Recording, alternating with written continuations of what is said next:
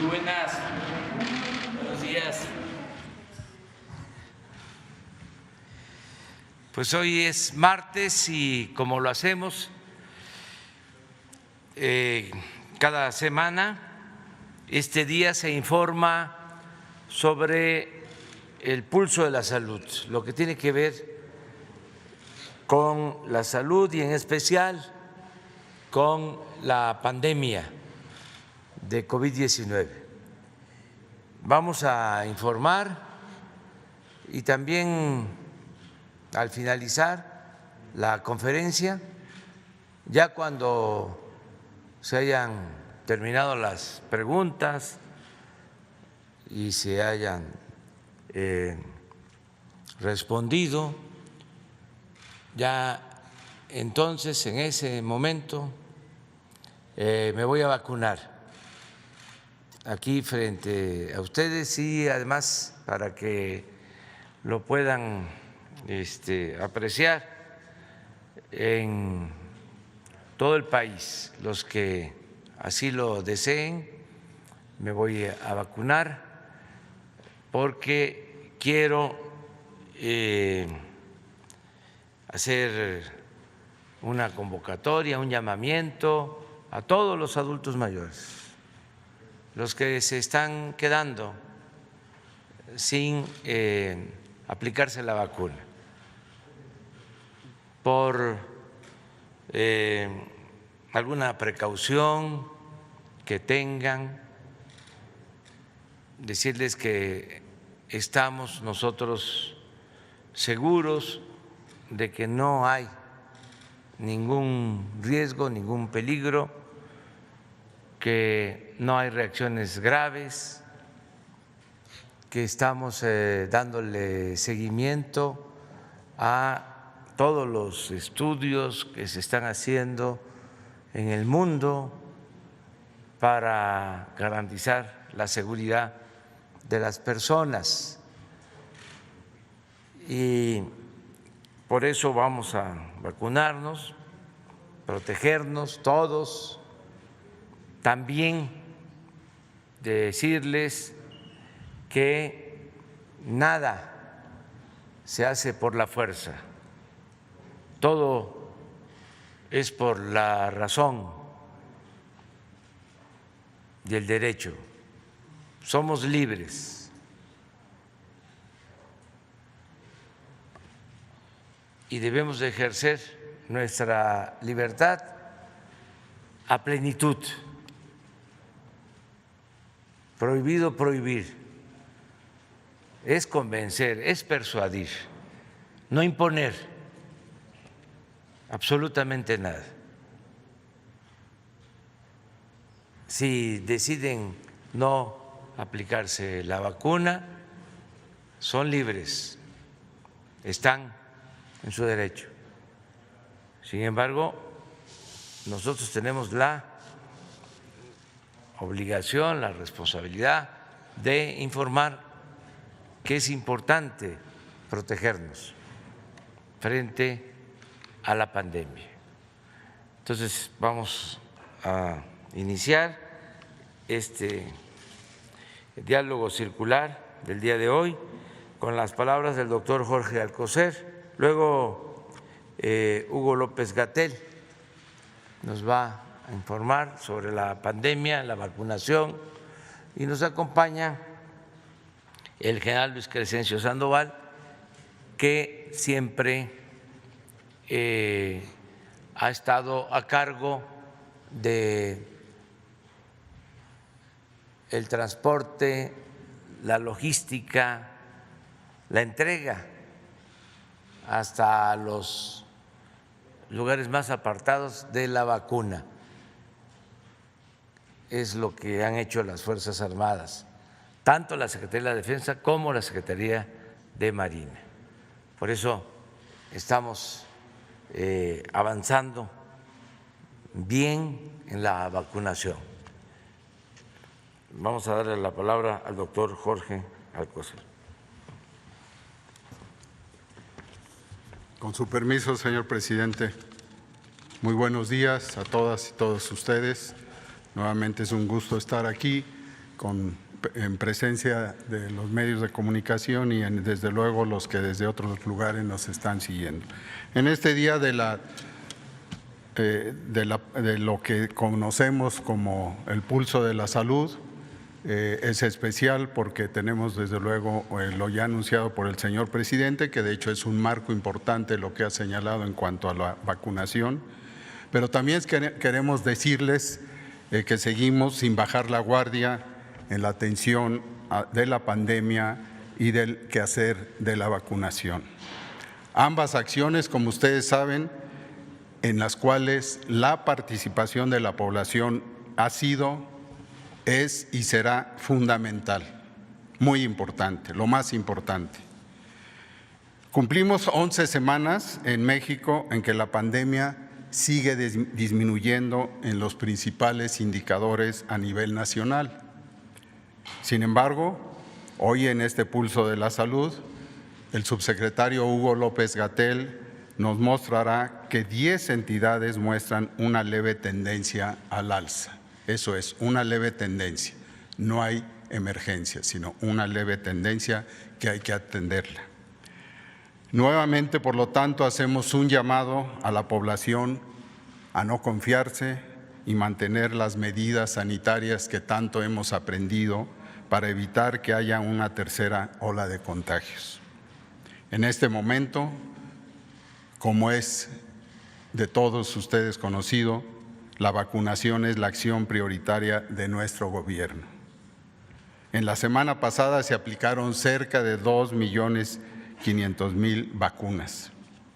14.500.000 vacunas.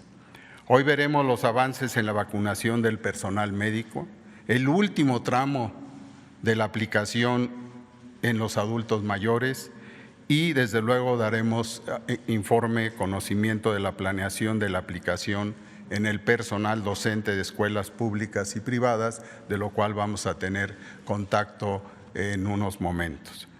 Y que se anunció desde luego hace exactamente una semana y que arranca el día de hoy. Esto es lo que vamos a tomar en cuenta antes de proceder a la decisión del presidente que ya les anunció. Muchas gracias. Hugo, por favor.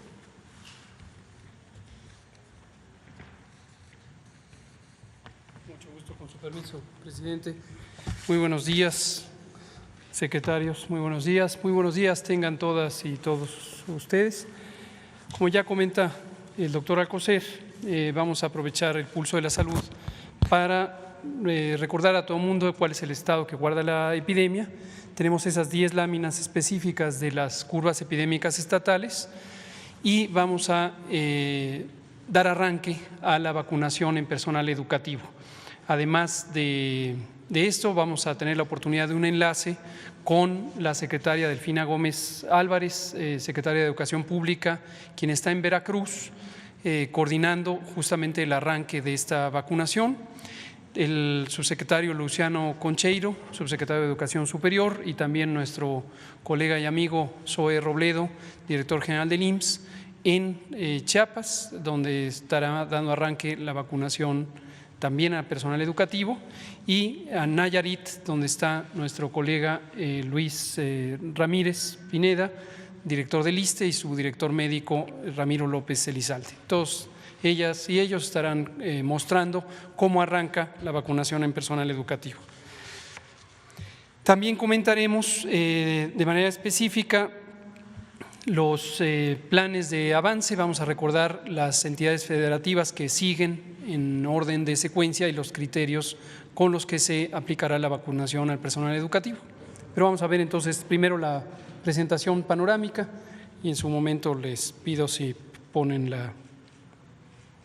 las 10 estatales específicas. Esta es la curva epidémica de agregación semanal, pero que actualizamos todos los días, sobre la ocurrencia de casos estimados en México. Estos casos representan justamente qué tanto se está contagiando la gente y qué tanto se está enfermando las personas de COVID-19.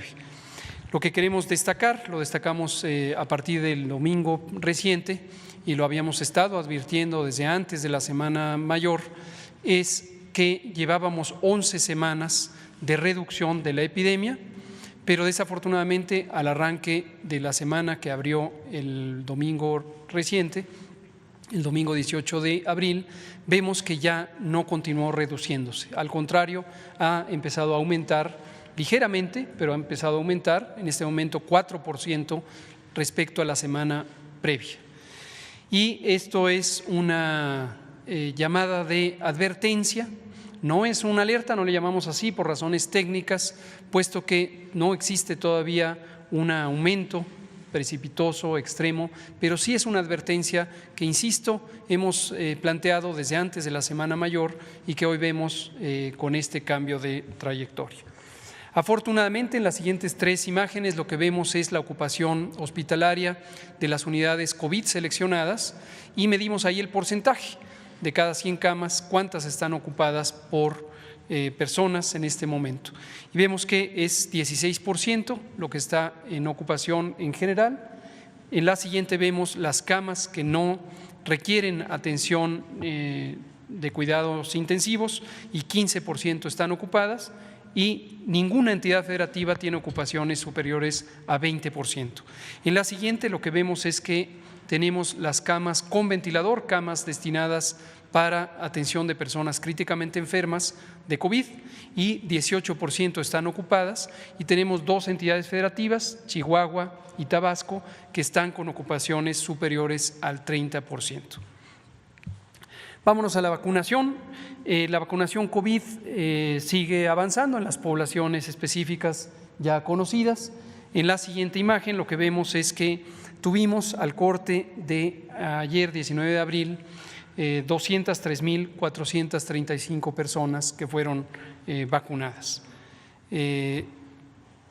14 millones, en la siguiente vemos el acumulado, 14,571,509 personas han recibido ya la primera dosis, más de 4 millones de ellas las 2 dosis cuando se trata de esquemas de doble dosis, o bien la única dosis en el caso de la vacuna CanSino, que el esquema es de una sola dosis. Y lo vemos en detalle en la siguiente imagen. Esta es, exacto. Y en la siguiente vemos la desagregación por las distintas poblaciones. En la primera está el personal de salud de primera línea y vemos que 940,239 personas han sido ya vacunadas. Personal educativo, en lo que se muestra en esta imagen es hasta ahora solamente el estado de Campeche, en donde culminamos la vacunación de personal educativo, 22,934 personas desde hace un par de semanas, y procedemos ahora, justo como estamos anunciando, a el resto de las 31 entidades federativas en bloques semanales de 5, 6, 7, en algunos casos 8 entidades federativas, con el propósito de ir avanzando hasta cubrir todo el personal educativo. Y en el último renglón, lo que está en color azul, la suma de personas adultas mayores que en todo el país han sido vacunadas, ya sea del esquema completo, algunas de ellas 3 millones, o por el momento la primera de las 2 dosis, 10,325,649 personas. Y en la siguiente, un recordatorio de la cantidad de vacunas que hasta el momento ha recibido México desde el pasado 23 de diciembre de 2020, 18,887,345, que se desagregan de acuerdo a lo que se ve en las imágenes. Estamos utilizando 5 vacunas de distinta clase, de distinto tipo, todas ellas seguras, todas ellas eficaces. La siguiente. Un esquema que estamos presentando ya desde hace un par de semanas del plan de llegada y distribución de las vacunas. Esta semana recibiremos 861,900 dosis de la vacuna Pfizer-BioNTech en dos días, el miércoles 21, mañana, y el jueves 22. La vacuna de AstraZeneca recibiremos 1,075,200 ya de la iniciativa COVAX. Esto es lo que se había contratado a la iniciativa COVAX y ya vamos a recibirlas. Han sido recogidas en el aeropuerto de Holanda, en Schiphol, y vienen ya en camino, 1,075,200.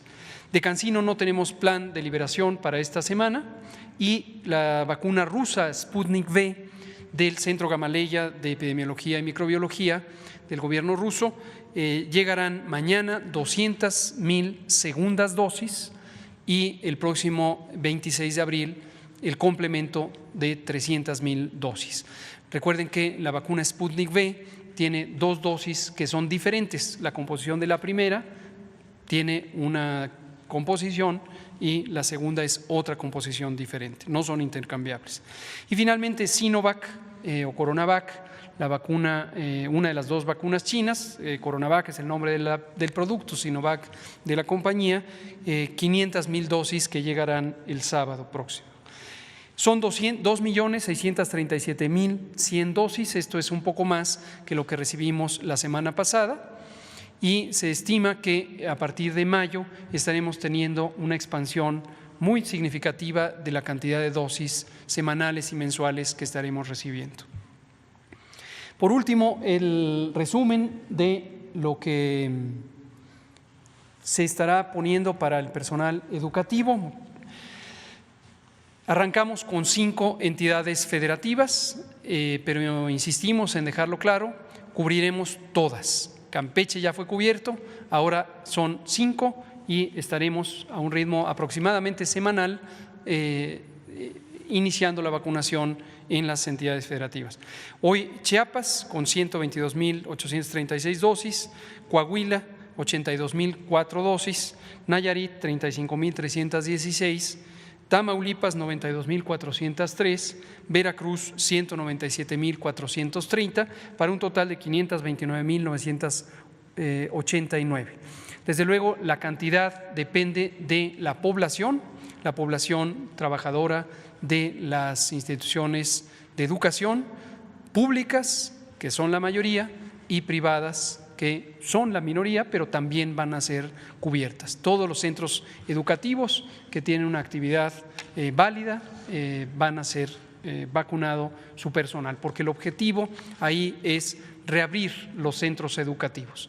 Y estimamos que, de acuerdo a el funcionamiento de la vacuna, en donde 15 días después del esquema completo, que en este caso es una sola dosis, 15 días después ya se ha desarrollado la inmunidad esperada, entonces se podrán integrar las personas al ambiente educativo y abrir las escuelas. Finalmente vamos a dar un repaso panorámico de las 10 entidades federativas que tienen esta situación y verán ustedes, como ya mencionó el secretario de Salud, que en algunos casos son 2 semanas, en otros solamente 1 semana de cambio de trayectoria. Es muy probable que en algunos casos se mantenga este ascenso y en otros se restituya y empecemos a bajar nuevamente en la cantidad de casos. Pero en ningún momento queremos dilatarnos en hacer la advertencia a la población y a los gobiernos de los estados sobre esta situación para que se tomen las medidas, y le recordamos a todas y todos que la implantación concreta de las medidas de control sanitario se ejecuta por la autoridad sanitaria local, estatal. El gobierno federal, la Secretaría de Salud Federal, tiene atribuciones para dar los lineamientos generales, que son exactamente los que están estipulados, entre otros, en el lineamiento del semáforo de riesgo COVID, y la aplicación concreta la ejecutan las entidades federativas, que sus gobiernos son autoridad sanitaria, y además la Secretaría de Salud está descentralizada en las 32 entidades federativas.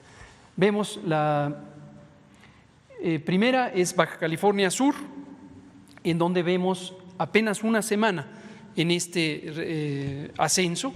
Habíamos alertado hace 2 semanas precisamente del ascenso, bajó, pero vuelve a estar a la alza solamente 1 semana hasta el momento. La siguiente.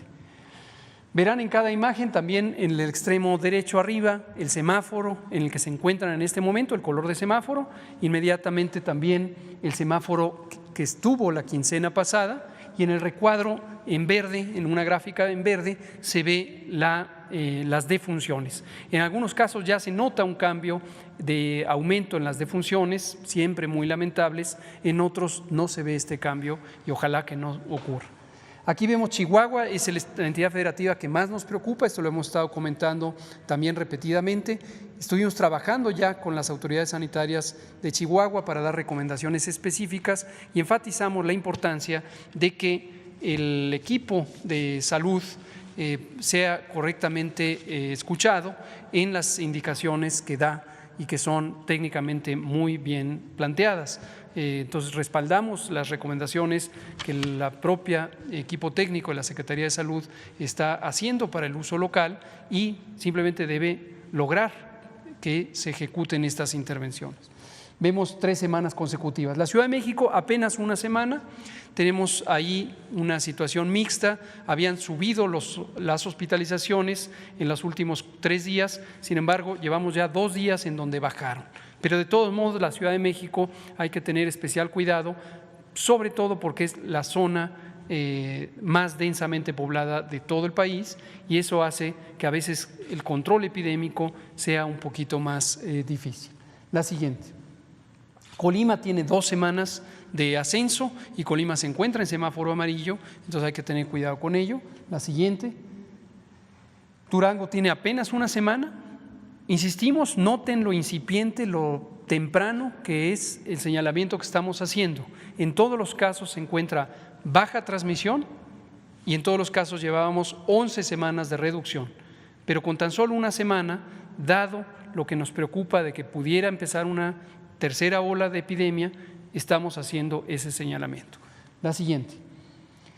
El Estado de México, apenas un cambio donde ya no se redujo, es prácticamente plana la curva. Noten, por favor, es el último tramo, la última semana, en donde se nota este cambio. La siguiente. Morelos, lo mismo, apenas es un cambio en la última semana, después de todas estas semanas de reducción. La siguiente. Nayarit ya lleva 2 semanas, Nayarit está en semáforo verde y nos inquieta también en ese sentido que no se revierta una tendencia que ha sido muy positiva. Hoy Nayarit empieza vacunación de personal educativo, no pasa nada, de todos modos, como ocurrió también con Campeche, cuando tuvo una pequeña reversa y pasó a semáforo amarillo, continuamos obviamente con la vacunación de personal educativo y afortunadamente en Campeche se logró revertir la tendencia y conservar el semáforo verde. Esperemos que en Nayarit se logre lo mismo y de todos modos se completará la vacunación del personal educativo. La siguiente. Quintana Roo, 2 semanas también a la alza en condición de semáforo amarillo y la misma advertencia también. En los puertos turísticos, desde luego, hay una complejidad adicional que es la movilidad importante de las personas. La siguiente. Tlaxcala finalmente tiene 2 semanas, en la más reciente hay un incremento aún mayor y aunque es un estado pequeño y ha tenido una buena calidad del control, hay que tener cuidado con ello. La siguiente es la última, me parece. Súper, pues ese es el reporte. Esto es todo, presidente. Bueno, no sé si tengan los enlaces, si hay algún enlace o empezamos con las preguntas.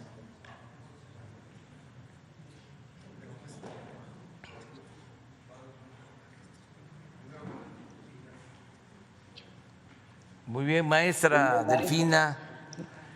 Hola. Gómez Álvarez, secretaria de Educación. ¿Qué nos puede informar? Buenos días, señor presidente. Aquí desde una de las células que están aquí en Veracruz, quiero informarle que llevamos una muy buena participación de todas y cada una de las instituciones que están bajo esta responsabilidad y gran tarea. Tenemos a nuestro correcaminos de Veracruz, el teniente Vizuela, el secretario de Educación del Estado, el maestro Senyacen, a quien agradezco mucho la participación, al secretario de Salud del Estado, doctor Ramos Aló, nuestra rectora de la universidad, la doctora Sara Ladrón de Guevara, y la directora de Educación Superior, la doctora Carmen Rodríguez. Todos ellos, junto con los compañeros que han sido voluntarios, que tenemos alrededor de 1000 voluntarios en el estado de Veracruz, han hecho un esfuerzo y un trabajo de manera coordinada. Agradezco mucho esa participación. Y además quiero decirles que también la participación de nuestros maestros de Veracruz ha sido de verdad de mucho reconocimiento. Con este proceso que vamos a trabajar de alrededor de 197,300 maestros, ya podremos estar también en la segunda fase, que va a ser el retorno a las escuelas y que también se está trabajando de manera conjunta con el gobierno del Estado y con la Secretaría de Educación, así como de Seguridad, de Salud, de Turismo y todas y cada una de las secretarías que han formado este gobierno. Muchísimas gracias. Le quiero comentar que estoy muy emocionada y muy agradecida por todo el esfuerzo y colaboración que han hecho no solamente las instituciones, sino la sociedad en general. Muchas gracias, padres de familia. Muchas gracias a los jóvenes, que hay muchos jóvenes participando y que me emociono porque como maestra formamos a esos jóvenes que ahorita están en la universidad y que ahora nos están correspondiendo, cuidándonos y atendiendo en este proceso. Muchas gracias. Muy bien, maestra. También nosotros transmitimos nuestra gratitud, reconocimiento a todos los integrantes de este equipo, a las autoridades municipales, al gobernador de Veracruz, Cuitláhuac García, a las autoridades universitarias, a los académicos, desde luego a los integrantes de las Fuerzas Armadas, tanto de la Secretaría de la Defensa como de Marina, a las doctoras, doctores, a los enfermeros, enfermeras, a todo el personal del sector salud y a los voluntarios. Y agradecerle mucho a las maestras, a los maestros por participar, por asistir, por vacunarse, para que regresemos a las clases presenciales. También nuestro agradecimiento a las madres, a los padres de familia, por todo lo que han hecho durante este tiempo de pandemia, de estar atendiendo a sus hijos, sirviendo también como complemento para que funcione mejor el sistema de enseñanza a distancia, el sistema de enseñanza por televisión. No hubiese funcionado sin el apoyo de los padres, de las madres de familia, que como lo he dicho en otras ocasiones, se aplicaron, tuvieron que recordar sus tiempos de estudiantes, aprender lo básico de física, de biología, de historia, para ayudar en sus tareas a los hijos. Ya vamos a ir saliendo de esta situación y necesitamos las clases presenciales porque no hay nada que pueda sustituir la escuela. La escuela es no solo un centro de enseñanza, es el segundo hogar, es el sitio de la convivencia social de los niños, de los adolescentes, de los estudiantes, y es donde las maestras y los maestros nos enseñan, nos forman. Entonces, muchas felicidades y muchas gracias, y ojalá y que se vacunen todos los maestros y las maestras, todo el personal de educación de Veracruz, tanto de escuelas públicas como de escuelas privadas. Y un saludo a todos nuestros paisanos, paisanas veracruzanas. Muchas gracias, presidente. Y le comento que también en Campeche hay buenas noticias. El día de ayer ya regresaron 137 instituciones y me informan que hay muy buena participación de los maestros y asistencia, así como también la participación de padres de familia. desde el proceso de limpiar las escuelas, desde el proceso de enviar a sus niños con todo el protocolo que se requiere. Entonces, Campeche, de verdad, una felicitación por ese esfuerzo y ese compromiso que también están haciendo. Y aprovecho también para saludar y felicitar a nuestras educadoras. Hoy es el día que se festeja la educadora en memoria del natalicio de nuestro educador Federico Fruebe. Entonces, todo nuestro personal de educadoras, muchísimas felicidades. Y miren, un regalo tan grande es la vacuna que ahorita se está haciendo precisamente la participación de todos los sectores para hacerles ese festejo. Muchísimas gracias. Felicidades. Nos vamos a estar viendo. Adiós, adiós.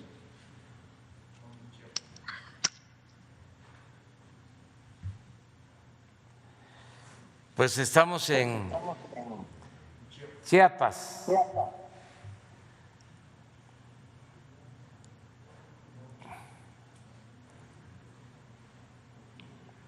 Adelante, Zoé. El secretario del Seguro Social, Zoé Robledo, desde Chiapas. Señor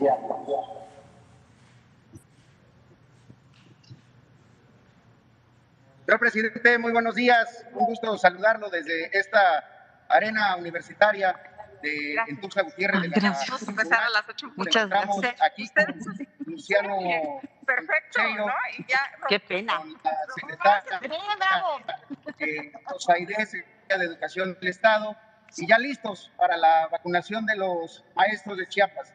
Serán 121,000 dosis por todo el estado, en 13 municipios, en 19 sedes, tanto en Tuxtla Gutiérrez como en Tapachula, San Cristóbal, Comitán, Motocintla de Mendoza, Palenque, Pichucalco, Tonalá, Bochil, Venustiano Carranza.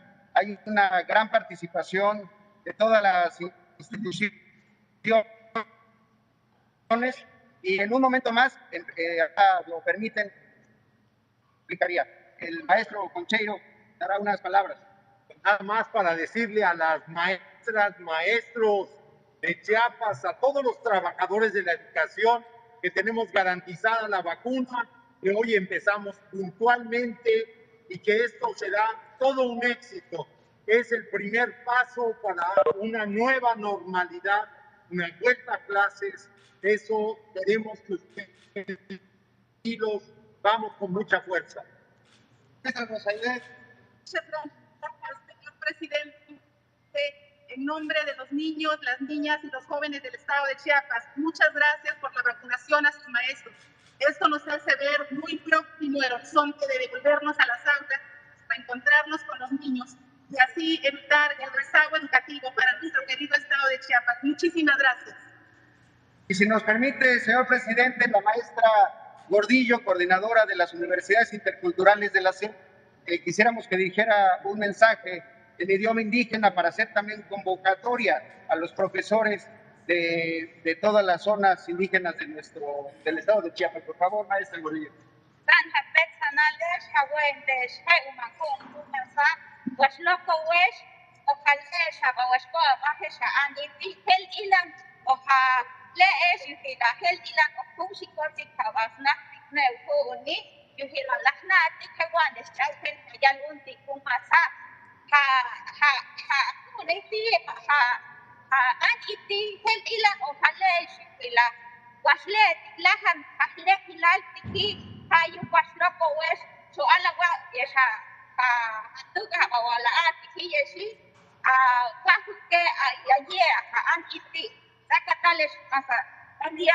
Señor presidente. Muchas gracias, presidente. Si nos lo permite, quisiéramos pasar, porque está lista la primera vacuna para la primera maestra que se va a vacunar, es la maestra Cecilia Palacios. ¿Podemos pasar?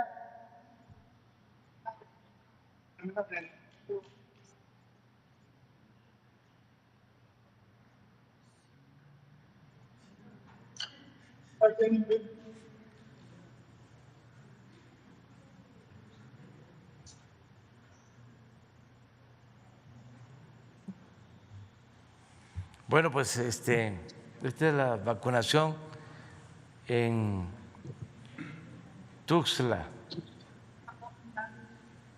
vamos a regresar a Tuxtla, ¿no?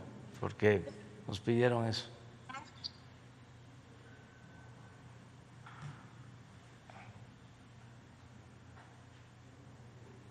Además me sirve a mí para ver cómo es. ¿Tiene que subir el volumen? Sí.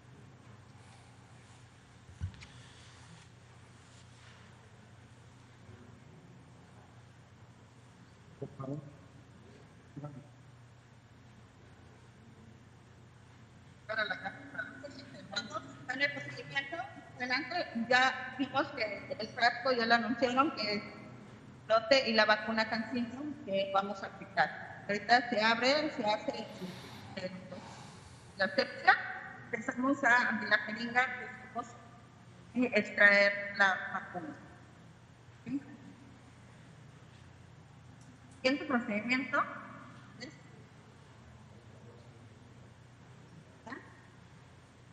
Bueno, pues ya tengo preparada mi jeringa.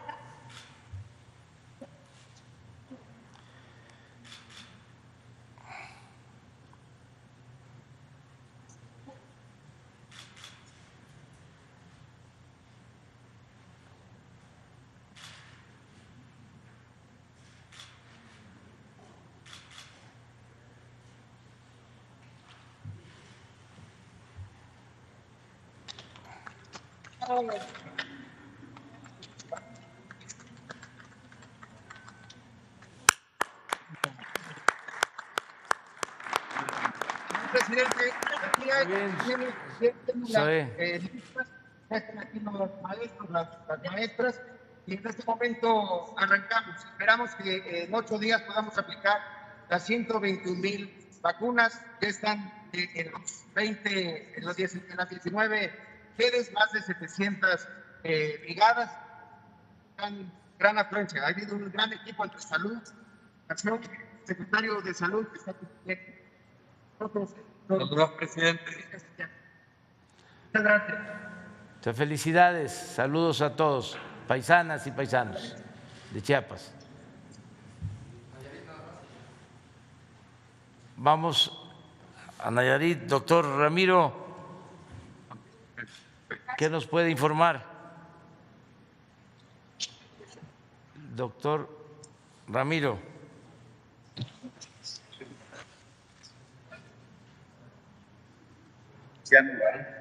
Adelante. Debió haber alguien tenido el teléfono Santallaneira. Sí, buenos días, señor presidente. Buenos días, señor presidente. No sé. Buenos días, señor presidente. Muy buenos días, doctor. Adelante, informe. Nos encontramos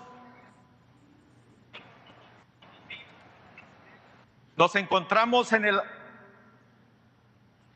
Adelante, le escuchamos. Nos encontramos en el auditorio Amado Nervo de este hermoso estado de Tepic. Estamos... Sí. Estamos con la meta de vacunar aproximadamente 33,000 maestros en 4 puntos del estado.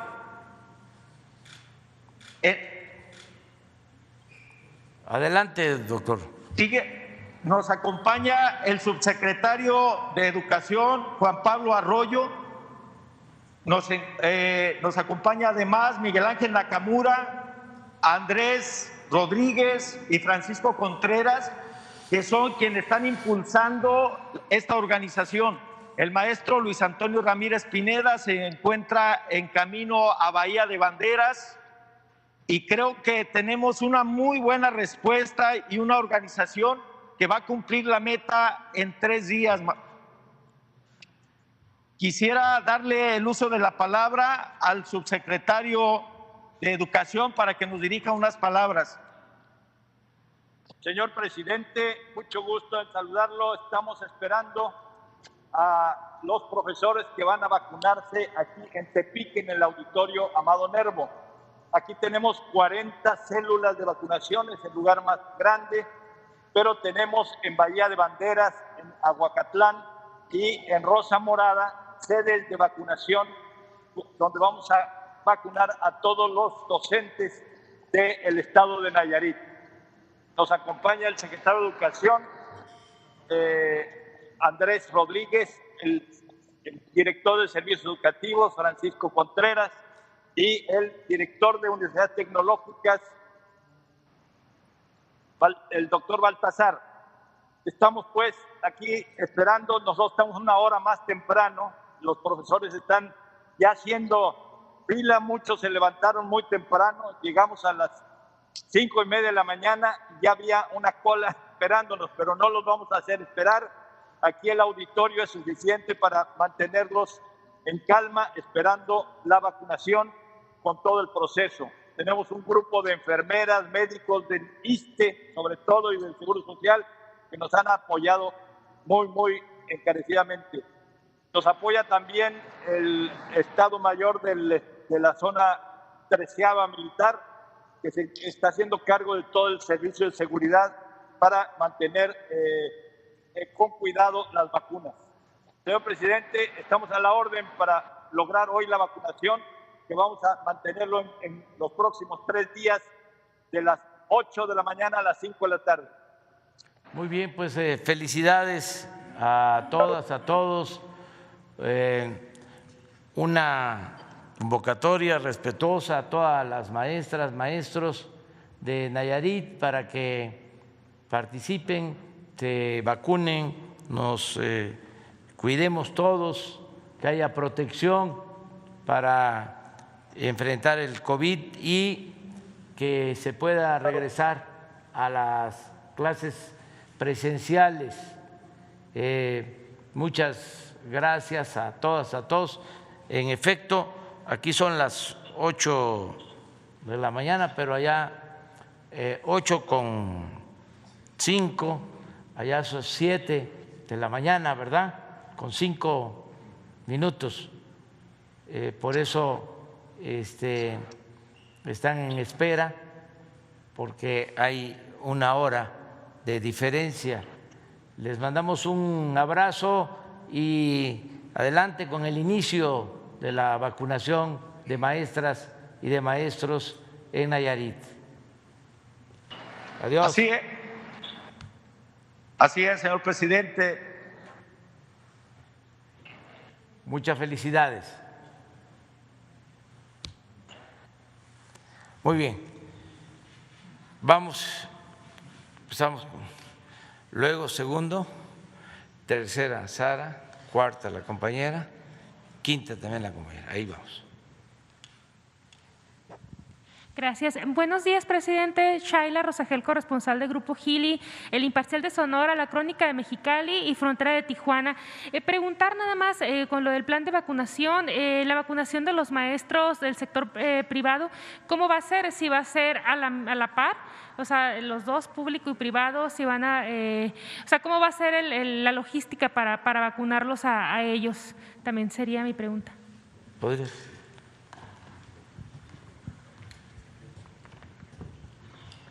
Con gusto, presidente Shaila, muy buenos días, gracias por el señalamiento. Nosotros no distinguimos público y privado como que son dos grupos diferentes. Todo es parte del Estado Nacional y todo es importante.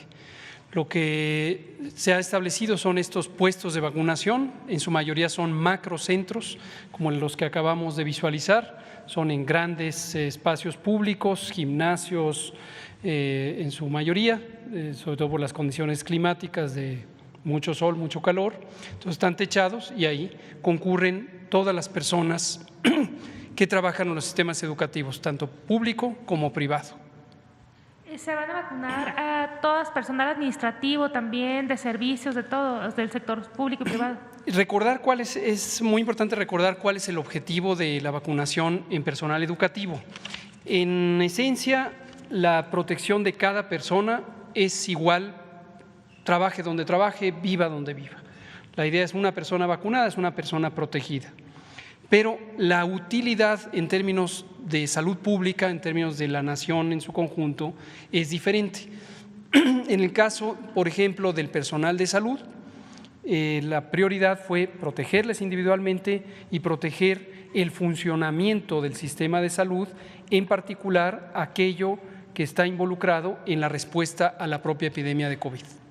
En el caso de las personas adultas mayores, es protegerles en lo individual y protegerles también familiarmente, porque son las personas más vulnerables, son las personas que tienen el mayor riesgo por la propia edad y todo lo que eso implica en el sistema de defensas y demás, lo que implica el riesgo de que se compliquen y fallezcan.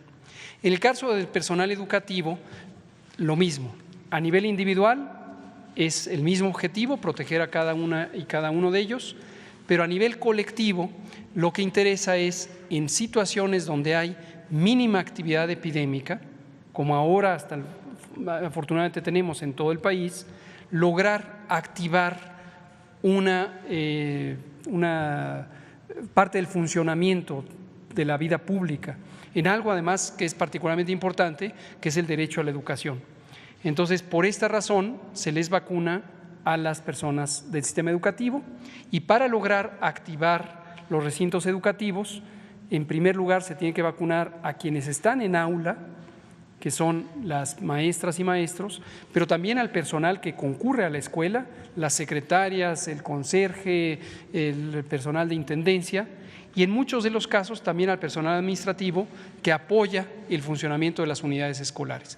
Todos los niveles educativos, esto lo reiteramos, todos los niveles educativos, desde la educación inicial hasta la educación superior en cualquiera de sus modalidades. Muchas gracias. Presidente, preguntarle qué opina de la expropiación del Club Campestre de Tijuana.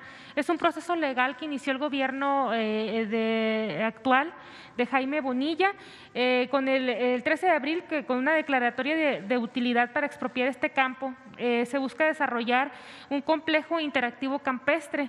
Entonces, pues esto desató inquietud en el Estado, ¿no? Por la afectación a la propiedad privada. ¿Qué informe tiene sobre esta expropiación? Pues no conozco sobre el tema, vamos a informarnos para dar una opinión. Hay que ver si es propiedad privada o si es pública, y hay que ver de qué se trata, ¿no? Realmente, yo espero poder contestarte mañana sobre esto. Muchas gracias. Ya por último, presidente, en Sonora, pues usted sabe sobre el tema de la sequía, que hay 38 municipios ahí en la entidad que tienen de sequía leve a moderada. Y ayer los directivos de la cuenca del noroeste de la Conagua dijeron que 7 municipios, incluido Hermosillo, se acercaron para buscar apoyo de la Federación, pues para paliar los efectos de la sequía ahí en estos municipios. ¿Hay algún plan para atender este impacto en Sonora? Sí, lo que pasa es que, Sheila, no podemos ahora hablar de programas, aun cuando se trate de situaciones de emergencia y de protección civil, pero sí se está atendiendo a toda la población, al pueblo de México, en sus necesidades, en sus demandas. Estamos atendiendo. Lo mismo, aprovecho, cuando me dices del campo de golf expropiado, tengo que verlo bien, porque van a surgir en estos días, faltan pues como 40, 50 días para la elección, estamos en víspera de las elecciones y van a haber muchas acusaciones con propósitos políticos, electorales. Entonces vamos a tomar las cosas con calma para no hacer juicios sumarios, no condenar a nadie, y si tiene que ver con lo político electoral, pues actuar con imparcialidad. Mañana te puedo comentar sobre eso. Muy bien, quedamos. Muchas gracias, presidente. Buenos días a todos. Preguntarles sobre la liberación de Alonso Ancira el día de ayer y este acuerdo con el cual obtiene su libertad, este acuerdo con la Fiscalía por $216 millones. Usted había insistido en la necesidad de que devolviera este dinero que fue producto del sobreprecio de la compra de una planta chatarra. Preguntarle si le satisface a su gobierno y usted esta devolución de este dinero y si tendría que seguírsele un proceso penal o para el gobierno tendrá que ya zanjarse este caso. Yo celebro que se haya llegado a este acuerdo. Es un hecho posiblemente inédito o llevaba mucho tiempo que no se registraba. Sería bueno ver otros casos, pero es la devolución de un dinero que se pagó de más en la compra de una planta de fertilizantes. Pagó Pemex en el sexenio pasado en el marco del llamado Pacto por México, pagaron $275 millones por la planta. Y desde el gobierno anterior se hicieron avalúos y la Auditoría Superior de la Federación estimó que se había pagado de más, que había un sobreprecio de alrededor de $200 millones. O sea, que lo que pagaron en 275 valía 75. Habían pagado $200 millones adicionales. Nosotros aquí, desde el principio, sostuvimos que necesitábamos que se devolviera el dinero, la reparación del daño, que eso nos importa mucho. Para eso se creó el instituto, para devolverle al pueblo lo robado, que todo este dinero regrese al pueblo. Entonces ayer se logró un acuerdo, intervino la Fiscalía, le agradecemos mucho a la Fiscalía General de la República, también el Poder Judicial, porque se hizo el acuerdo ante un juez y Pemex ya aceptó la devolución de $216 millones que tienen que entregar. Me informaron de que no se cancela el proceso judicial, se suspende y queda condicionado a que se pague la reparación del daño, a que se devuelva los $216 millones. Entonces este dinero pues va a ayudar para que Pemex lo invierta. La recomendación es que se destine a fertilizantes que se están entregando a campesinos, a productores en Guerrero, en Puebla, en Tlaxcala, en Morelos, se están entregando fertilizantes de manera gratuita. Esto lo digo porque tiene que ver con tu pregunta, pero el uso de ese dinero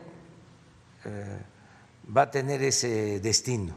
¿Para fertilizantes, presidente? Para fertilizantes, para ayudar a los productores que reciban fertilizantes para tener más rendimiento en su producción. ¿Otra parte iría a Pemex o solamente sería Todo para este va programa? a Pemex, pero las plantas de fertilizantes que adquirieron las maneja Pemex, una dirección de Pemex, y esto causó pues una deuda a Pemex enorme,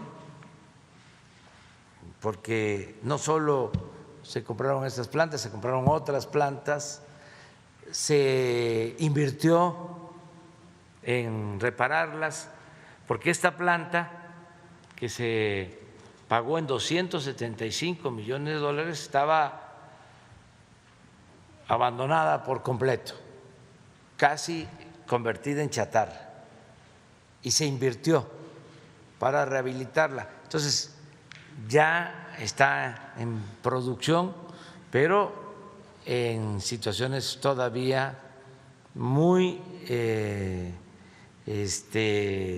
incipiente, todavía hace falta más inversión y los recursos que se recuperen va a ser para fortalecer estas plantas que producen fertilizantes y entregar los fertilizantes a los productores. Incluida la planta de agronitrogenados, que fue motivo de este caso en particular.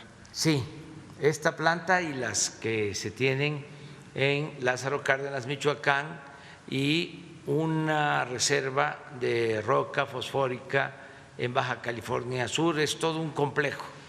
Entonces, con este dinero se va a fortalecer ese complejo de producción de fertilizantes para entregar los fertilizantes a los productores. Entonces, son 216 millones, 216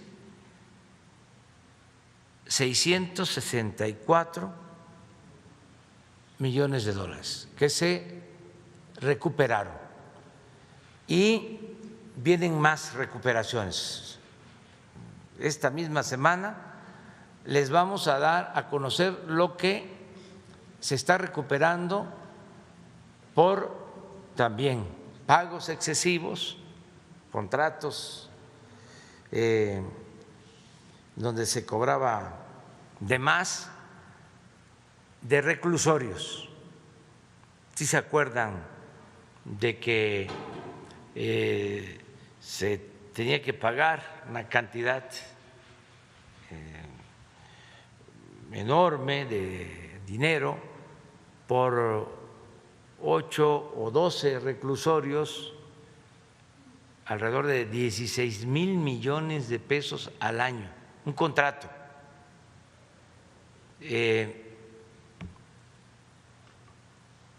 Se estaba pagando y ni siquiera estaban ocupados los reclusorios, y se pagaba como si estuvieran llenos de reclusos, de prisioneros. Se pagaba al 100. Es más, todavía no se han llenado. Promedio deben de estar al 60%, pero el contrato establecía que había que pagar desde el principio el 100%. Ahora ya se hizo una revisión, se habló con los empresarios con los que recibieron estos contratos y ya se llegó a un acuerdo de una disminución en el pago y algo muy importante, lo adelanto, aunque se va a informar bien el jueves.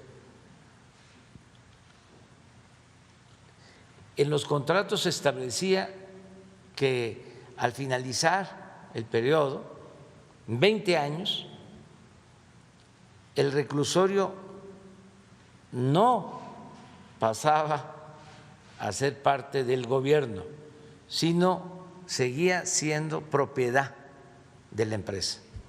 Eso ya se resolvió. Los reclusorios van a pasar a formar parte del patrimonio público. Ese fue el acuerdo. ¿En qué términos fue este acuerdo? Es decir, ¿en qué porcentaje se va a reducir el costo que se estaba pagando? Es que quienes han estado trabajando en esto, pues me informan a mí en lo general, me piden mi punto de vista, pero ellos pues tienen el mérito de haber logrado estos acuerdos mediante diálogo. Afortunadamente los empresarios entendieron que son otros tiempos y vamos a obtener ahorros. ¿De cuánto más o menos, presidente? Pues yo calculo de más de 2,000 millones de pesos. ¿Al año? Al año. Presidente, en un segundo tema, en los últimos días hemos estado viendo un aumento de los incendios forestales en varios estados, en Nuevo León, en Morelos, incluso aquí en la Ciudad de México. Sin embargo, este año particularmente la CONAFOR, que es una de las dependencias encargadas de combatir esos incendios, ha tenido recortes presupuestales en comparación con los años anteriores, incluso recorte de personal. Preguntarle si habría un reforzamiento en términos de favorecer el número de personal o de presupuesto para esta dependencia para mejorar la atención de estos incendios forestales. No han tenido disminución de presupuesto, al contrario, ha habido más presupuesto y ahora estamos trabajando todos juntos, sumando esfuerzos, sumando voluntades. Me gustaría que conocieran ustedes el informe acerca de toda la acción que se está llevando a cabo para apagar incendios. Le voy a pedir a la directora de Protección Civil que nos informe, porque se está actuando pronto con muchos elementos, con la participación de varias dependencias, no es nada más la CONAFOR, interviene la Secretaría de la Defensa, intervienen la Secretaría de Agricultura, la Secretaría de Bienestar, desde luego también la Guardia Nacional, intervienen más de 10 dependencias y la Secretaría de Marina con equipos, con helicópteros y estamos logrando apagar en menos tiempo los incendios forestales. Solamente comentar que si bien hay un apoyo de otras dependencias, tenemos los datos de que este año sí hubo una reducción presupuestal en relación con el año pasado y que incluso hubo plazas que se recortaron en específico de la CONAFOR, independientemente de este esfuerzo que se hace coordinado. Lo vamos a poder revisar ahora que se haga la presentación. ¿Si te parece? ¿Un reforzamiento o un aumento presupuestal o tal vez recursos adicionales para ese tema? No se trata de crear plazas. Ese es el concepto de antes, de que todo lo querían hacer gastando, contratando personal. Nosotros lo que queremos es resolver los problemas. Si se trata de un incendio, pues apagarlo. ¿Cómo? Pues participando todos, habiendo una mejor coordinación, gastaban muchísimo en todo lo que era protección civil, bueno, y se robaban muchísimo dinero.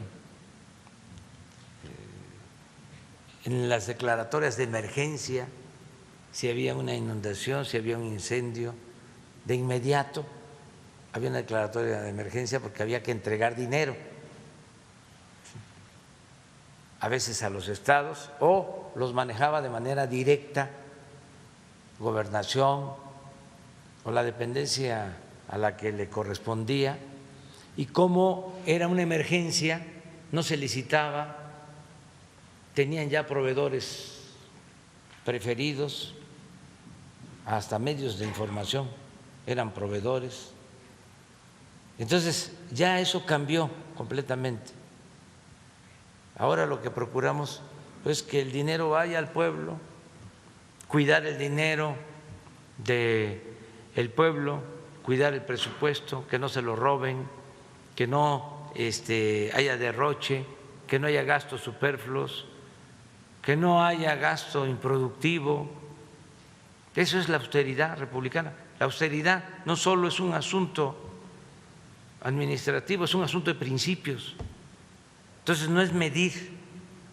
Yo les puedo demostrar de que con menos gasto corriente en todo el sector agropecuario tenemos más producción que antes. Bueno, está el ejemplo. Espero que no me vayan a infraccionar por lo que voy a decir. Pero la presidencia, cuando llegamos en el 2018, ejerció un presupuesto anual de 3.600 millones de pesos. 3.600 millones de pesos. Nosotros el año pasado ejercimos 600. ¿Y qué? ¿Eran mejor los otros? Pues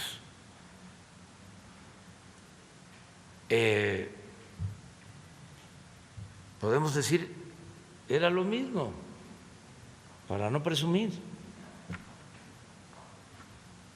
Pero de 3.600 a 600. Entonces no se mide así, porque había muchísimo derroche. Estamos hablando esto de los reclusorios. Si se pagan 16,000 millones y ahora vamos a pagar 14,000 o 13,500, pues estamos hablando de 2,500 de ahorro. O les pongo otro ejemplo, ¿ustedes creen que si hubiese ganado otro candidato, otro partido, hubiésemos cobrado estos 216 millones de dólares? ¿Hubiésemos recuperado ese dinero? Claro que no, porque había mucho influyentismo. Además, la costumbre era de que los de arriba apoyaban en las candidaturas, en las campañas. Entonces, cuando llegaba la autoridad, pues no podía pedirles que actuaran con honestidad, con rectitud. No, al contrario. Se les condonaban los impuestos, tenían impunidad, pero nosotros llegamos por voluntad de los ciudadanos. Nuestro amo es el pueblo de México, nada más. Entonces no tenemos relaciones de complicidad con nadie. Entonces eso nos ayuda. Entonces el caso de los incendios se está atendiendo y aún, como dicen los abogados, aceptando sin conceder que sean menos los trabajadores, los resultados son mejores. Presidente, ya por último, rápidamente, ¿qué responde al Instituto Nacional Electoral que el día de ayer pues hacía un nuevo exhorto hacia usted para no difundir programas sociales, no hablar de logros de su gobierno e incluso hizo una instrucción para acotar algunos términos de una mañanera de hace algunos días en los que presentó resultados de programas sociales? ¿Qué responde al instituto y si no cree que pudiera ser acreedor a alguna infracción o falta por lo que ha mencionado aquí? Y ayúdenme ustedes, no me pregunten cosas que sean comprometedoras, porque si ustedes me preguntan, pues les tengo que contestar, si no van a decir, ¿y para qué las mañaneras? Pero sí vamos a cuidar de que no hablemos de temas partidistas, de asuntos relacionados con la elección, sí de la democracia, sí de que se participe, sí de que se haga valer la democracia, sí de que no haya fraude electoral, sí de que haya elección o elecciones limpias y libres, sí que no intervenga el gobierno, que no se utilice el presupuesto público para favorecer a ningún partido, a ningún candidato, sí que haya condiciones de igualdad para todos, que haya democracia, eso sí, sin inclinar la balanza o mostrar preferencia por algún partido o algún candidato.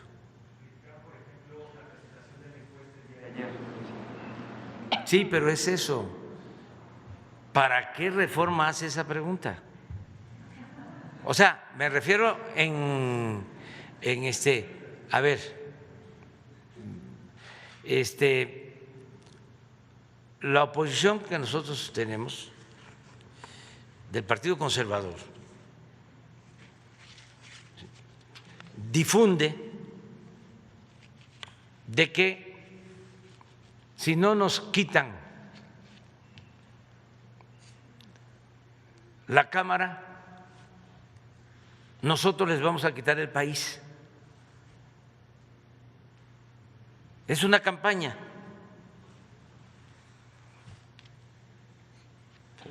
Por eso se unieron. No estoy inventando nada. Hasta los veteranos fueron convocados del Partido Conservador. Todos, para quitarnos la mayoría, según ellos, en el Congreso, en particular en la Cámara de Diputados. Les voy a mostrar cuál es el eje de su campaña. Ya les dije, no se unieron los del Partido Conservador con sus voceros intelectuales orgánicos, todos, ¿no?, para ver quién gana una gobernatura, presidencias municipales, diputaciones locales. No. El propósito es la Cámara de Diputados. Porque les incomoda muchísimo, sobre todo la política social.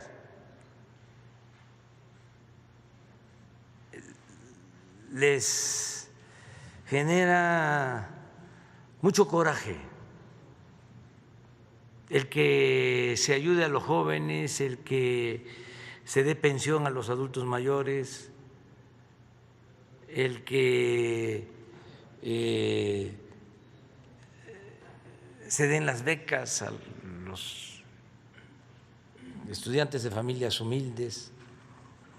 Les molesta, aunque parezca increíble, la atención médica y los medicamentos gratuitos. Tan es así que cuando se planteó una reforma constitucional, sus representantes en la Cámara de Diputados votaron en contra de la pensión de los adultos mayores. No estoy inventando nada. En contra de la pensión a niñas, a niños con discapacidad, en contra de las becas, en contra de la salud pública y gratuita. Entonces, ellos quisieran manejar el presupuesto. La gente tiene que saber, y ya cada vez hay más información, de que la función principal de la Cámara de Diputados, la facultad exclusiva de la Cámara de Diputados, no tiene que ver con el Senado, nada más con la Cámara de Diputados, es aprobar el presupuesto. Entonces, la disputa está en el manejo del presupuesto. Entonces, si ellos tienen mayoría, los del Partido Conservador, pues ellos van a manejar el presupuesto. ¿Cómo lo van a manejar? Como lo manejaban antes, con partidas de moches a todos. Había partidas de moches a los mismos legisladores, a gobernadores, a presidentes municipales. Pero también había moche para las organizaciones no gubernamentales. Entonces, al pueblo no le llegaba nada. Solo repartían migajas cuando había elecciones, como en esta temporada. Eso es lo que está en cuestión.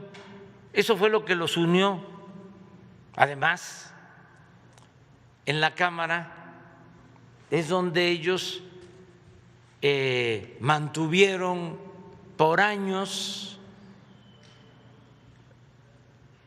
los privilegios, la impunidad.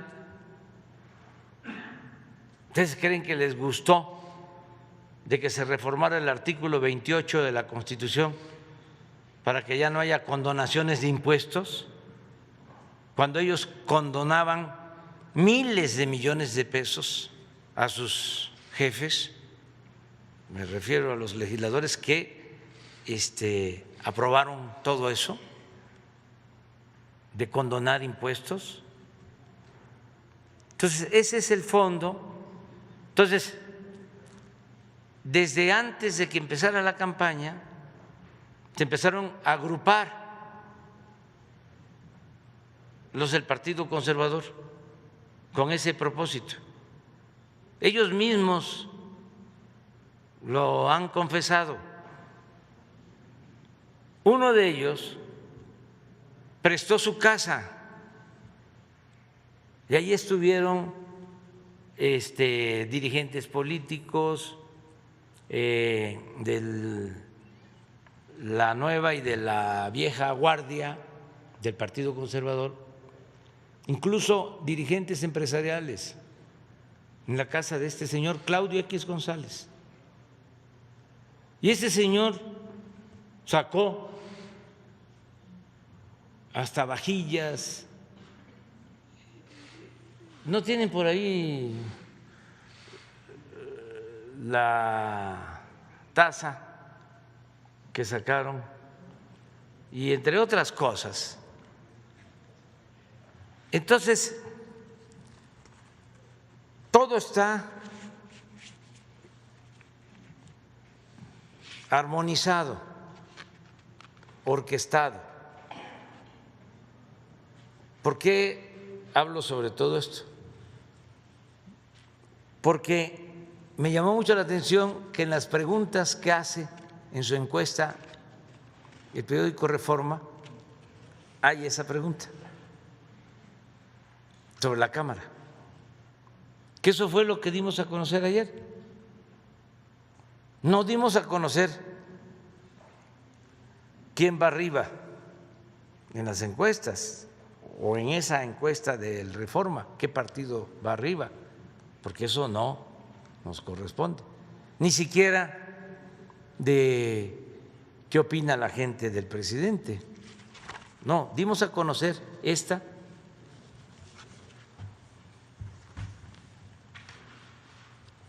encuesta, esta pregunta, porque me llamó la atención, porque todo va enfocado a la Cámara. Entonces, ojalá y los del Instituto Electoral pues comprendan toda esta circunstancia, y de todas maneras nosotros en lo partidista nada, de los partidos. Hablo del Partido Conservador porque pues ese no tiene registro, nada más que es el mero. Electoral hablando de un partido conservador. Pues el que se considere conservador, que levante la mano. Miren, pero no está el Twitter. Si lo dejamos sin la cámara, a ver, ponlo. O lo dejamos sin la cámara, allá sabes quién,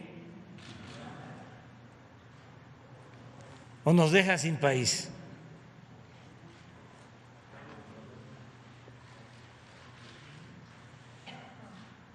Pero,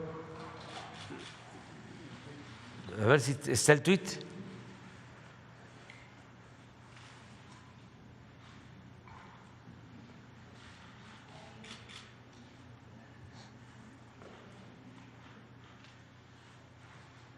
Por eso les comento, ayuden, que todos actuemos con imparcialidad.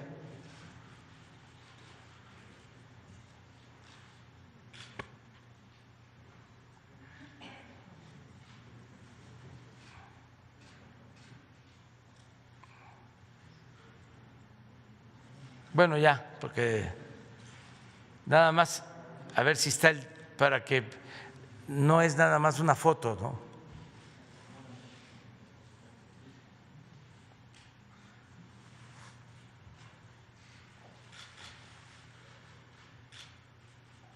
Ahí está. Pero es la esencia, o sea, todos los escritores conservadores, intelectuales orgánicos, traen lo mismo.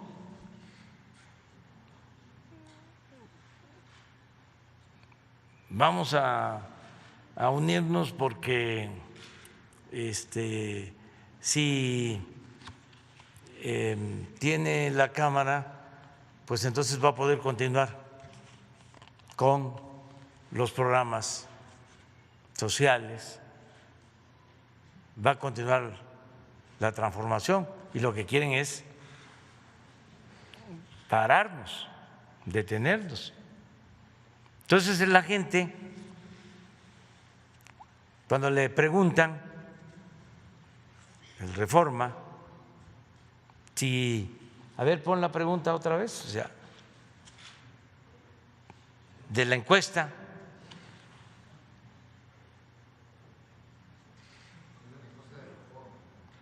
De la encuesta que hizo el periódico Reforma.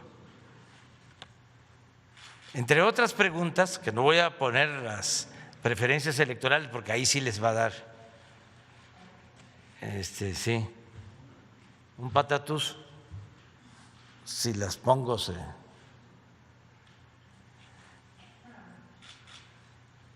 Pero fíjense esta pregunta. ¿A qué viene? ¿Por qué la pregunta? ¿Qué cree que es mejor para el país? Que ese partido conserve el control de la Cámara de Diputados para apoyar las políticas del presidente, o que la oposición la controle para limitar el poder del presidente. ¿Qué contesta la gente? Que ese partido conserve el control de la Cámara, 49%. Que la oposición controle la Cámara, 38%. Aquí está todo. Esta es la esencia. Por eso la pregunta del Reforma. Porque con todo respeto el Reforma es vocero del Partido Conservador. Pero no de ahora, de siempre. Esta pregunta no favorece a Morena. Pues se informa nada más de lo que está sucediendo. Es que están también afectando la institución presidencial. No puedo quedar callado.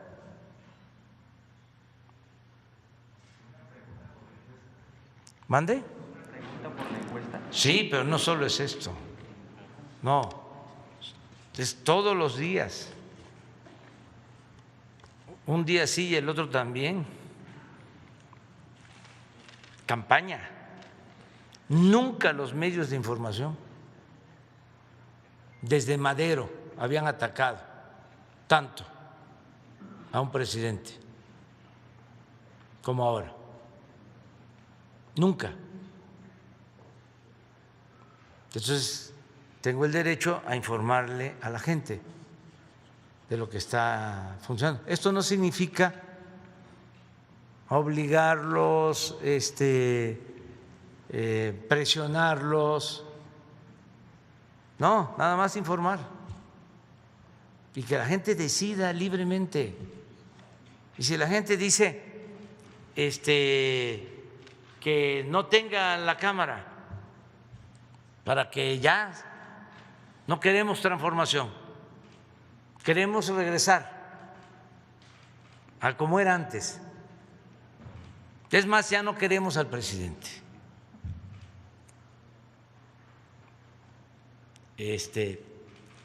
Tienen todo su derecho, porque en la democracia el pueblo manda.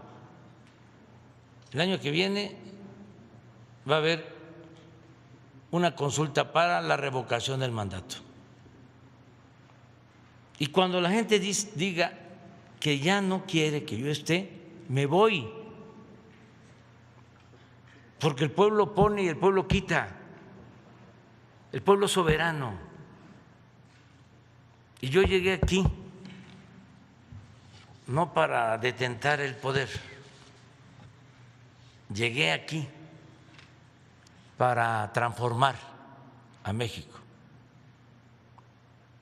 No me mueve la ambición al poder por el poder. Nunca me ha interesado eso.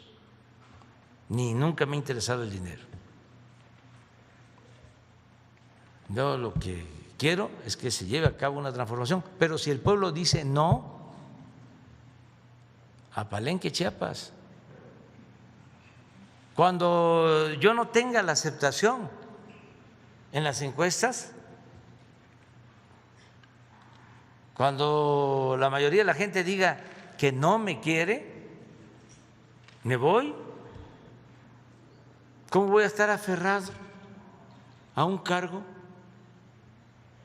si el pueblo no está de acuerdo? Nada más porque me eligieron por 6 años o por un periodo. No, para eso la revocación del mandato.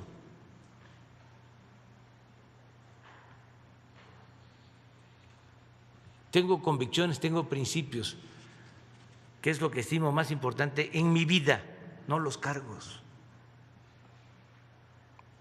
No estoy acomplejado. No es la parafernalia del poder lo que me importa. Me interesa la transformación de México, me interesa que no haya la monstruosa desigualdad que hay actualmente, en donde unos cuantos lo tienen todo y la mayoría carece hasta de lo más indispensables. No quiero que mi país esté en manos de unos cuantos potentados. No quiero que México tenga amos, un grupo de dueños de México. Quiero que sea el pueblo de México, el dueño de la nación y de su destino. Entonces, por eso luchamos. Y eso es la democracia, y eso es normal, nada más que antes todo se hacía por abajo, de manera soterrada. Pura hipocresía. No. ¿Qué no hay partido conservador? Claro. Siempre ha habido, desde el siglo XIX, existe el Partido Conservador. Entonces, tenemos que procurar que las elecciones sean limpias y sean libres. Por eso hablo que la democracia sí, que tiene que haber democracia. Y ojalá ya no sigamos hablando de estos asuntos electorales. Muy bien. ¿Bajarán las conferencias, presidente? ¿Mande? ¿Bajarán de sus redes las conferencias? ¿Es que van a bajar de sus redes las conferencias? La de Facebook, básicamente. No entiendo. Es que el INE le ordenó que bajara de sus redes sociales la conferencia del viernes, porque sí, ya la bajaron incluso. Sí, ya se hizo, sí. Sí, y vamos a hacer caso de todo. Presidente, cuando usted habla en este momento toda esta alocución de que el Partido Conservador quiere quitar el control de la Cámara para quitarle el presupuesto a los más pobres, ¿no le preocupa que esto pueda ser interpretado como una manera de incidir en el voto? Ha habido algunas voces que así lo consideran, y que otra vez se ordene que se quite la mañanera, por ejemplo, de hoy, que esto se vuelva pues ya un hecho cotidiano por parte de las autoridades electorales. Pues es que no podrían hacerlo porque es mi derecho de manifestación, es mi libertad.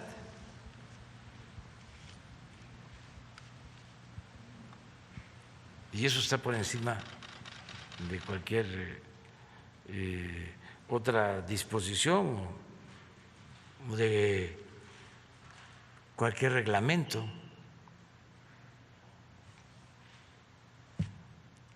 No, imagínense que sería un golpe de estado técnico. ¿Qué les molesta más a los del Partido Conservador? El que podemos informar en las mañaneras. Si no, nos rodearían, nos cercan, y toda la campaña sería lo único que prevaleciera. Ya les dije la vez pasada, pongan la radio.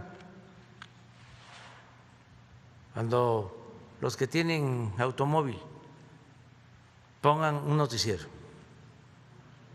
vayan escuchando.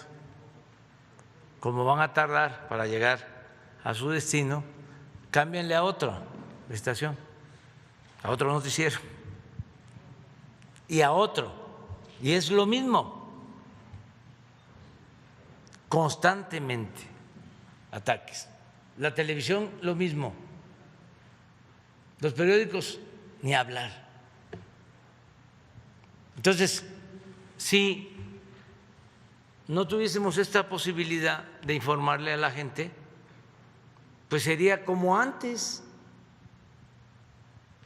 o peor. Es un retroceso.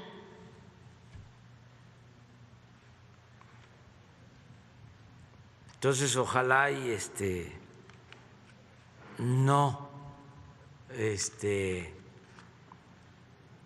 saquen esos afanes autoritarios, dictatoriales.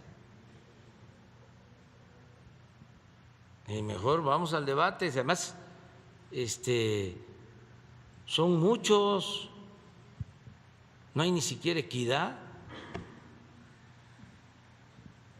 ¿Cuántos periódicos o articulistas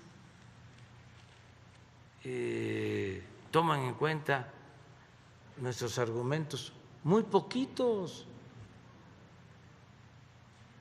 La inmensa mayoría en contra. Hagan un ejercicio del día de hoy o de ayer o mañana. Pongan el Reforma, el Universal, el Milenio, el Excelsior, etcétera, etcétera, etcétera, etcétera. Pónganlos ahí, todos.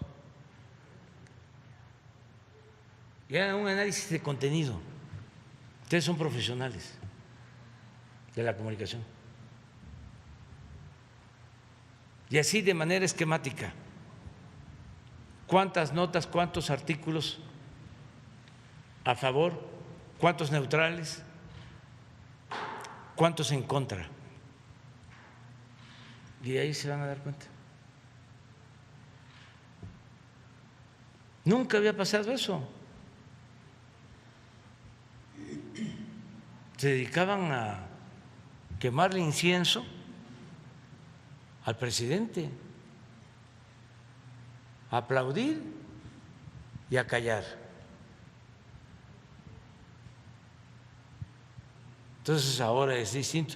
Y si encima de todo eso no nos van a permitir expresarnos, manifestarnos, pues es un exceso, ¿no? Presidente, y le quiero preguntar sobre el tema de migración, porque decía usted que se disparó la migración en marzo. ¿Cuál es la situación de las estaciones migratorias? Algunos albergues reportan ya pues cierta saturación. ¿Cómo están en ese sentido? ¿Cómo va el tema de los niños, que también preocupa? ¿Y dónde y cuándo se reuniría con los gobernadores para ver este asunto de la migración de la frontera sur? Hoy en la tarde tenemos una reunión a las 6 de la tarde con los gobernadores de Campeche, Tabasco, Chiapas, con todos los presidentes municipales de la franja fronteriza del sur de nuestro país y con todos los funcionarios del gobierno federal que están involucrados. Aquí en Palacio. Aquí en Palacio. Y luego les vamos a informar a ustedes, si les parece. Gracias, presidente. Y preguntarle, bueno, y a ver si después nos pudiera dar un informe, no sé, del Instituto de Migración para ver la situación justamente de las estaciones. Sí, vamos a informarles. Y cómo se está resolviendo el tema de los niños. Sí. Y preguntarle sobre el tema de la Corte, porque algunos pues simpatizantes de su movimiento, como Bernardo Batis, Pablo Gómez, Porfirio Muñoz Ledo, han considerado que esta ampliación del periodo del ministro Saldívar contraviene la Constitución, el artículo 97.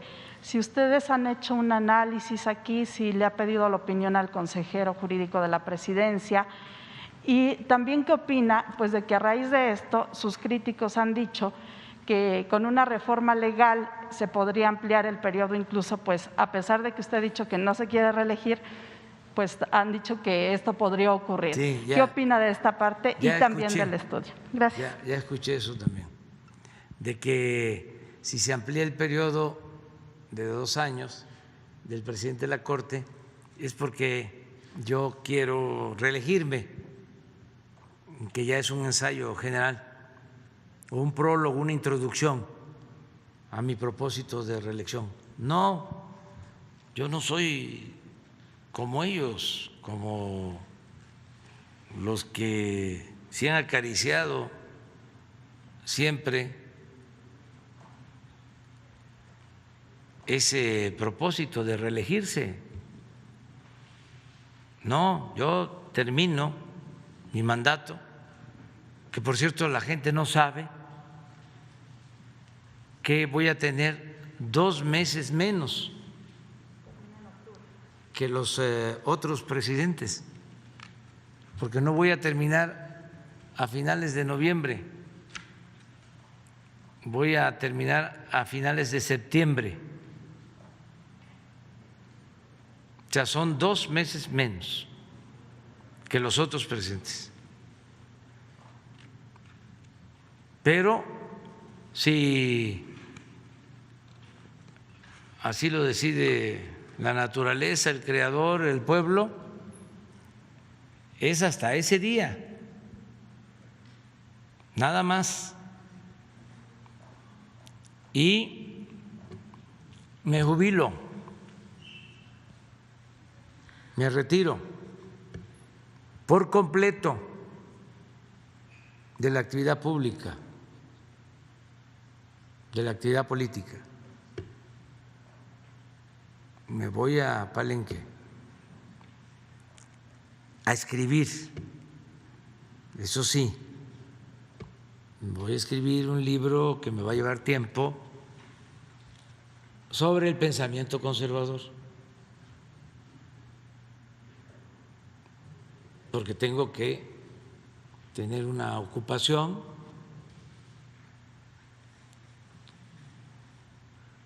y también les adelanto de que voy a vivir de mi pensión del ISSSTE.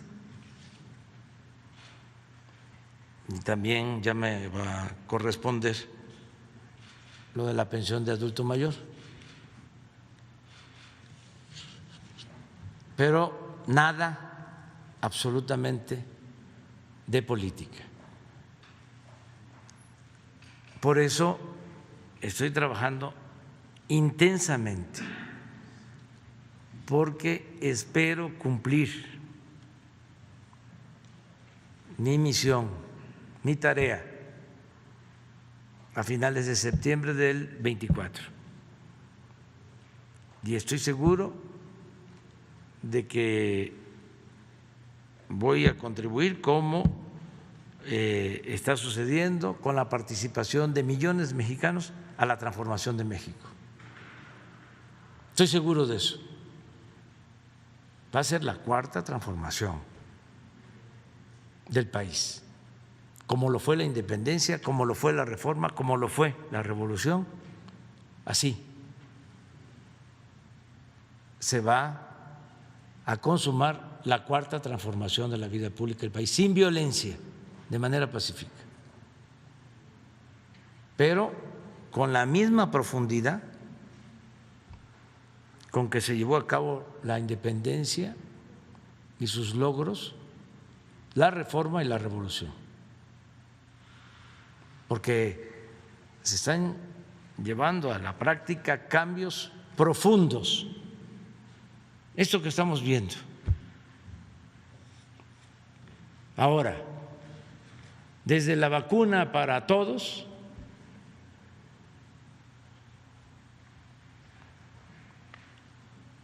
hasta que devuelvan dinero los que abusaron durante el periodo de corrupción del neoliberalismo. Todos estos son cambios. La misma conferencia, esta, el que estemos hablando de que exista la posibilidad de que prohíban la conferencia. Todo esto es un camino nuevo, ya no es el camino trillado de siempre. Esta es la transformación. Ni siquiera es reforma, porque la reforma, como su nombre lo indica, es cambio de forma, es transformación. Entonces, por eso vamos hacia adelante. ¿Qué les parece si ya pasamos a la vacunación? Jurídico. Lo del consejero, si le ha dado algún análisis de la ampliación del periodo de... Sí, el consejero de Presidencia sostiene que no es inconstitucional, y yo ya fijé mi postura ayer en el sentido de que creo muy importante que continúe el presidente Arturo Saldívar, porque es un hombre íntegro, honesto, con principios, y se requiere de que las leyes que se aprobaron para renovar el poder judicial se conviertan en realidad, y para eso se necesita una gente honrada como el presidente de la Corte, el ministro Saldívar. Si no es él, van a quedar como letra muerta las leyes que se aprobaron para renovar el Poder Judicial. Me preguntaron ayer, ¿pero no hay otro? También, de manera categórica, no hay otro, porque la mayoría en la Suprema Corte la tienen quienes vienen del antiguo régimen. Y se requiere que los jueces, los magistrados, los ministros estén al servicio del pueblo, no al servicio de los grupos de intereses creados. Que los jueces no sean empleados de los potentados, que los jueces defiendan al pueblo. Lo que decía Morelos, que haya tribunales que defiendan al pobre, que haya tribunales, decía textualmente, que defiendan al débil de los abusos que comete el fuerte, que apliquen la máxima de los abogados liberales de que al margen de la ley nada y por encima de la ley nadie. Entonces, durante el periodo neoliberal, todo el Poder Judicial, como el Poder Ejecutivo, como el Legislativo, se sometió al poder económico. Y ahora hay que emanciparlo, hay que renovar el Poder Judicial, y por eso yo apoyo la decisión que tomaron en el Senado y que ahora se va a poner a consideración en la Cámara de Diputados para ver si se aprueba o no. Al final ellos son los que van a decidir. Y respeto el punto de vista de todos y se tiene que garantizar el derecho a disentir, pero también yo siempre digo lo que pienso. Y en este caso, lo que creo le conviene al pueblo y a la nación. Bueno, ya vamos a la vacuna. De una vez.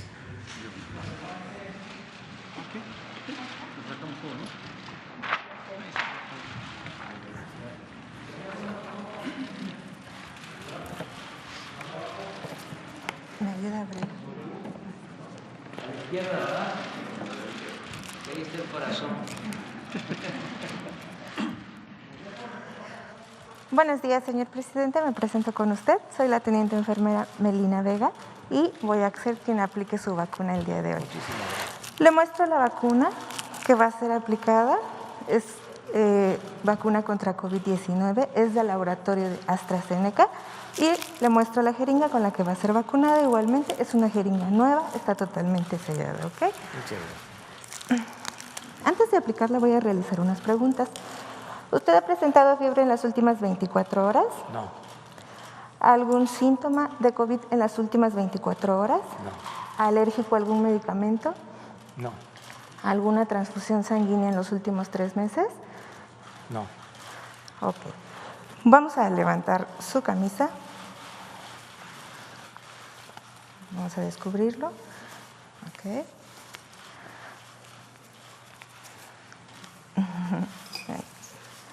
Relaje su brazo. Tranquilo, es muy rápido. Muy tranquilo. Cabeza fría, corazón caliente. Ok. Voy a proceder a realizar la asepsia. Sí. Una molestia.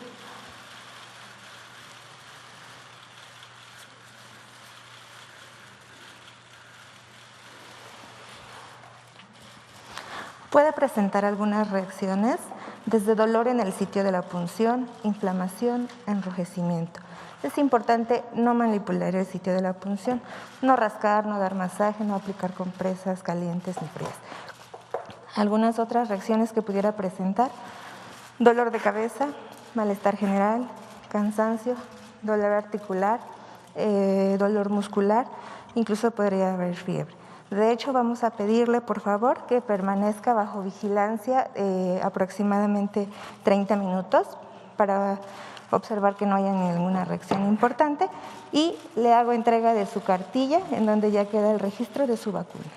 Muchísimas Eso sería gracias. todo, mi general, de nuestra parte.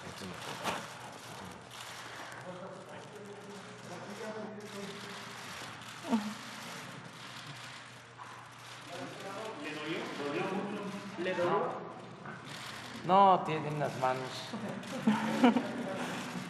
muy suaves y no duele, pero además ayuda mucho, nos protege a todos. Y hago de nuevo un llamado a los adultos mayores que todavía